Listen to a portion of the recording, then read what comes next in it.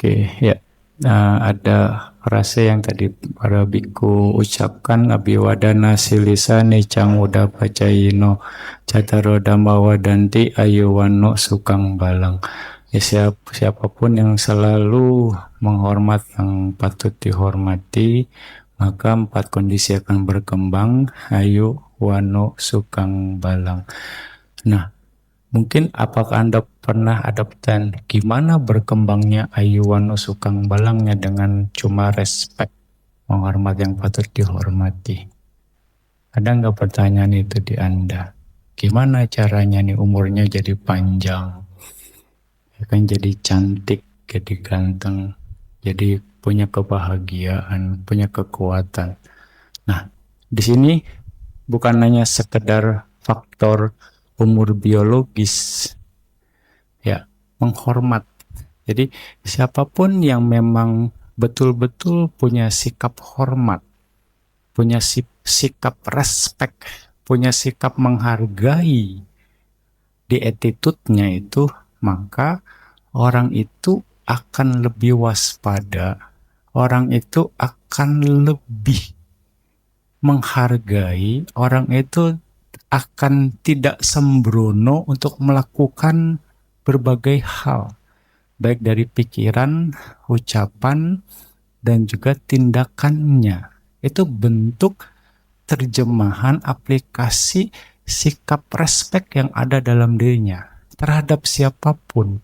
Maka karena begitu, dia akan berhati-hati dalam bertindak, sehingga dia tidak, istilahnya, dia lebih memilih untuk menjaga keharmonisan, ya kan, memilih untuk menjaga kenyamanan yang lain, dia memilih untuk kebahagiaan yang lain.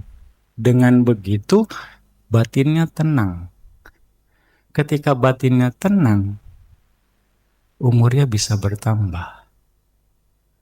Ya kan? Nah, itu cara mekanismenya. Kenapa dari sikap respect? Misalnya seseorang bisa tambah umur, tambah cantik, karena beban hidupnya nggak ada. Karena dia betul-betul coba menjaga suasananya tuh aman, nyaman, damai. Sehingga ketika Anda suasananya aman, nyaman, damai, otomatis nilai hidup Anda lebih nyaman, dan sehingga Anda bisa umurnya lebih panjang karena nggak banyak masalah, nggak banyak pikiran, nggak banyak yang harus dipikirkan, karena semuanya ya baik-baik saja, ya kan? Itu salah satunya, ya, bagaimana pujaca pujanianang ini masuk atau bermanfaat bagi kehidupan kita sekarang. Jadi bukan sesuatu yang tiba-tiba muncul, tiba-tiba kayak simsalabim langsung umurnya panjang. Tidak.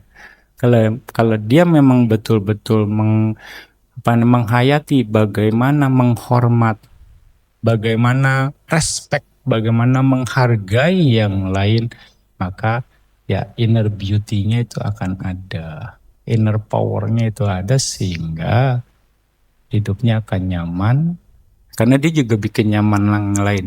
Hidupnya akan damai, karena dia juga bikin damai orang lain. Hidupnya akan happy, dia akan juga bikin happy yang lain.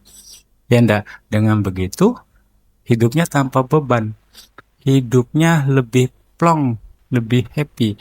Itu yang akan, ya, menambah umurnya. Kira-kira seperti itu ya. Makanya kita harus bisa meresapi makna dari Dhamma itu sih.